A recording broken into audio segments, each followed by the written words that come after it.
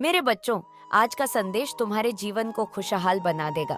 अगर आपने इस संदेश को पूरा देख लिया, तो आपके सभी दुश्मन खत्म हो जाएंगे और आपका जीवन खुशहाल हो जाएगा। अगर आप माता रानी पर विश्वास रखते हो, तो कमेंट बॉक्स में जय माता लक्ष्मी और हर हर महादेव अवश्य लिख देना मेरे बच्चे। वह खुद को ईश्वर समझने लगा है, खुद को भगवान से भी ऊपर रखता है। उसके मन में वहम इसलिए है क्योंकि उसके हिसाब से अगर ईश्वर होते तो उसे सजा मिलती है। उसको बहुत घमंड है कि कोई भी व्यक्ति उसका कुछ नहीं बिगाड़ सकता। कलयुग बुराई का युग है और उसने बुरी शक्तियां को वश में कर रखा है। अब कोई भी उसका कुछ नहीं बिगाड़ सकता, क्योंकि वह इन शक्तियां से जो कराना चाहता है वह करा सकता है। जिसे रुलाना चाहता है उसे रुला सकता है।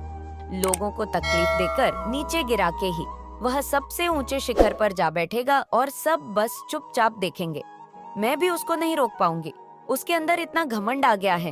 तुम तो इस व्यक्ति से लड़के बहस करके समझा के थक चुके हो। आपका जीवन खुशहाल हो सकता है और इसके लिए आपको सकारात्मक सोच, कर्म और विश्वास की आवश्यकता होती है। अगर आप इस संदेश को समझकर आत्मसात कर लेंगे, तो आपका आत्मविश्वास और आपकी खुशहाली निश्चित रूप से बढ़ेगी। ईश्वर का आशीर्वाद उन्हीं को प्राप्त होता है जो अपने कार्यों में सच्चाई और भलाई रखते हैं। हमें घमंड या बुराई से बचना चाहिए, क्योंकि ये रास्ते हमें नीचे गिराते हैं। यह संसार कर्मों का संसार है और जैसा हम दूसरों के साथ करते हैं वैसा ही हमें लौट कर मिलता है। याद रखें, कलयुग में भी अच्छाई और सच्चाई का स्थान है। हमें हर परिस्थिति में सही रास्ते पर चलना चाहिए। जो व्यक्ति घमंड या नकारात्मक शक्तियों में विश्वास करता है, उसका अंत निश्चित है। ध्यान रखें कि आप अपनी खुशहाली के स्वयं निर्माता हैं। अपने कर्म, सोच और व्यवहार से ही आप जीवन में ऊंचाइयां प्राप्त कर सकते हैं। संघर्ष और चुनौतियों का सामना धैर्य और सकारात्मकता से करें और सफलता अवश्य मिलेगी। हर तरीका अपना लिया तुमने, पर यह शैतान कभी गलत करने से बाज नहीं आया। अब तुमने सब कुछ मुझ पर छोड़ दिया है और अब बस मेरे न्याय का इंतजार है। तुम्हें जैसे उसे अपनी तंत्र, विद्या और नकारात्मक ऊर्जा पर यकीन है, उससे ये 1000 गुना ज्यादा यकीन तुम्हें अपनी माता पर है। तुम्हें पता है कि जब कलयुग में पाप की अति हो जाएगी तो भगवान स्वयं आएंगे। कलयुग में ही भगवान को पाना सबसे ज्यादा आसान है, क्योंकि इस युग में तो भगवान सिर्फ नाम जप से मिल जाते हैं। और युग कोई भी हो, मेरे बच्चे, पापी कितना भी बड़ा शक्तिशाली हो, उसके पापों की सजा उसे जरूर मिलती है। तो मेरे भक्त नहीं हो, मेरी संतान हो, मेरे बच्चे हो, और जो भी बच्चा मेरे सामने रोता है, मुझे माँ कहकर पुकारना है। वह मेरी संतान है और अपनी संतान के लिए तो मैं स्वयं महादेव से भी बारत जाती हूँ। फिर इसकी विद्या की तो अभी कोई औकात ही नहीं है। इससे भी बड़े स्वतंत्र विद्या के साधक मेरे पैरों में पड़े होते हैं। तंत्र विद्या की सिद्धि भी माता की आज्ञा और मेरे आशीर्वाद के बिना नहीं मिल सकती। लोग ईश्वर को पाने के लिए, उनसे जुड़ने के लिए, इन साधना जी, तुम्हें तो खुश होना चाहिए कि वह व्यक्ति इतना गंदा सोच सकता है। मेरी भक्ति करके वह आज मुझे यह आंखें दिखा रहा है। उसकी आंखों से आंसू भी नहीं निकलेंगे, ऐसी स्थिति कर दूंगी मैं उसकी। तुमने बहुत बर्दाश्त कर लिया मेरे बच्चे। उसका भविष्य अंधेरे में डूब जाएगा। उसने अपनी शक्तियां का बहुत गलत फायदा उठाया है। उसने तुम्हारे बहुत सारे रिश्ते तोड़ दिए। अब तो ये अपने अपनों को भी नहीं छोड़ रहा है।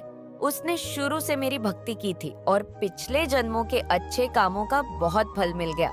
उसे अब उसके सारे पुण्य कर्म का फल मुंह आता खत्म होने वाला है और अब वह वक्त आएगा, वह न्याय मिलेगा तुम्हें, जिसका तुमने बहुत इंतजार किया। उसने न खुद तुमसे अपना निभाया और न दूसरों को निभाने दिया। उसकी वजह से तुम्हारी ऊर्जा इतनी डाउन हो गई कि तुम ना कोई निर्णय ले पा रहे हो, न करियर में, न जीवन में।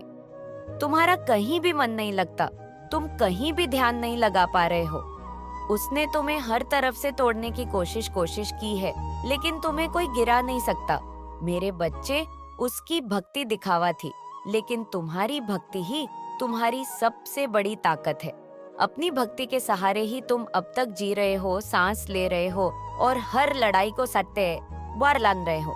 उसे लगता है कि उसकी विद्या को कोई पराजित नहीं कर सकता। अभी बस उसका अच्छा समय चल रहा है, जब उसे उसके माता पिता के, अपने पुरखों के अच्छे कामों का फल मिल रहा है। लेकिन अच्छे समय में घमंड और पापी व्यक्ति और भी पाप करते हैं। वह यह भूल जाते हैं कि उनके अच्छे वक्त के कर्म ही उनका भविष्य लिख रहे हैं। क्नॉइस, 4:11 अब काली उसका काल लिखेगी। हर रोज, हर सेकंड उसे उसके घमंड, उसके पाप की गिनती कराऊंगा है।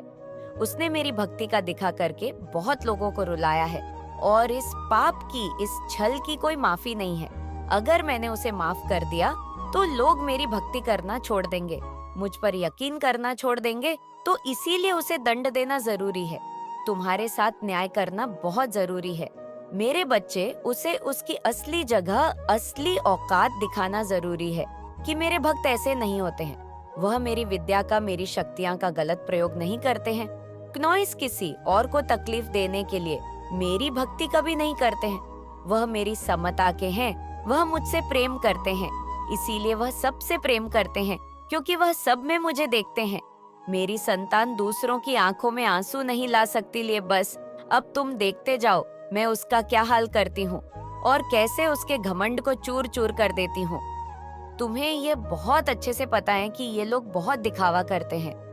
क्नॉइस तुमसे गले लग के रोते हैं, तुम्हारे सामने ऐसा बर्ताव करते हैं जैसे उन्हें तुम्हारी कितनी चिंता हो और अपनी की गलती का कितना अफसोस है।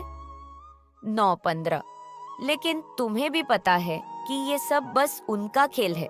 सब कुछ बस एक छलावा है, क्योंकि तुमने खुद इन लोगों का झूठ कितनी बार पकड़ा है और कितनी बार इनके मुखौटे के पीछे छुपे असली इंसान को देखा है। 9:32 लेकिन अब वक्त आ गया है कि तुम इन लोगों से थोड़ी दूरी बनाकर रखो, थोड़ी शक्ति से पेश आओ, क्योंकि जैसे रावण को, कंस को अपनी मृत्यु से पहले ही अपने अंत का आभास हो गया था, वैसे ही इस व्यक्ति को भी आभास हो रहा है किसके खेल का पर्दाफाश होने वाला है। 9:51 अब यह तुम्हारे सामने बहुत अच्छा बनने की कोशिश करेगा, तुमसे प्रेम करने का दिखावा करेगा, तुम्हारा शुभ चिंतक होने का दिखावा करेगा। वह चाहता है कि तुम उसके गवाह बन जाओ, उसके वकील बन जाओ और लोगों के सामने उसकी दलील पेश करो, क्योंकि लोग तुम्हारी बातों पर यकीन कर लेंगे, वह उसकी बातों पर कभी यकीन नहीं करेंगे। वह आज अभी अपना स्वार्थ देखकर तुम्हारे पास आएगा, क्योंकि उससे करते हो। 10:21 उसे सब पता है, तुम उसके भयावह अंत से उसे बचा लोगे। तुम्हारा दिल पिघल जाएगा, उसके आंसुओं पर कुछ भी हो जाए, तुम उसका दर्द नहीं देख सकते हो, क्योंकि वह है तो तुम्हारा अपना ही। लेकिन अब 11:35 तुम उसके और उसके बुरे कामों के बीच में मत आना। मेरे बच्चे, अब तुमसे मत बचाना, क्योंकि वह सिर्फ तुम्हारी अच्छाई का फायदा उठा रहा है। उसके दिल में तुम्हारे लिए कोई प्रेम नहीं है, कोई सम्मान नहीं है, और इस बार उसे दंड मिलना जरूरी है। और ये होगा, ये तभी होगा जब तुम उसकी माया की इस दुनिया से बाहर निकलोगे। तुम उसका साथ छोड़ दोगे, तुम उसे आईना दिखाए, तुम्हें अपने दिल पर पत्थर रखकर उससे मुंह मोड़ना होगा। इस बार उसके झूठे आंसुओं को मत पूछना, क्योंकि उसका यह भ्रम, उसका यह घमंड तभी टूटेगा जब लोगों के सामने उसकी सच्चाई आएगी और लोग उसकी निंदा करेंगे, उसे दूर जाएंगे। उसके इस झूठ के चंगुल से जब लोग बाहर निकलेंगे, तभी लोगों को तुम्हारी सच्चाई दिखेगी और ये समझ में आएगा कि कौन सही है और कौन गलत। से आईना दिखाना बहुत जरूरी है। मेरे बच्चे और समाज के लिए भी बहुत जरूरी है कि लोग उसके अंदर छुपे शैतान को पहचाने, ताकि वह फिर कभी किसी निर्दोष के साथ वह सब ना कर सके।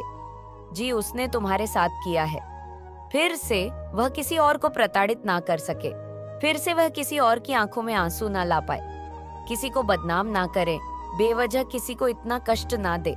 अब वक्त आ गया है कि उसके चेहरे से अच्छाई का यह मुखौटा उतरेगा और उसके भीतर छुपे शैतान को दुनिया देखेगी। क्नॉइस, सबको पता चलेगा कि वह अंदर से कितना मलिन व्यक्ति है और कितना बुरा सोचता है दूसरों का। वह कभी भी भगवान का सच्चा भक्त हो ही नहीं सकता।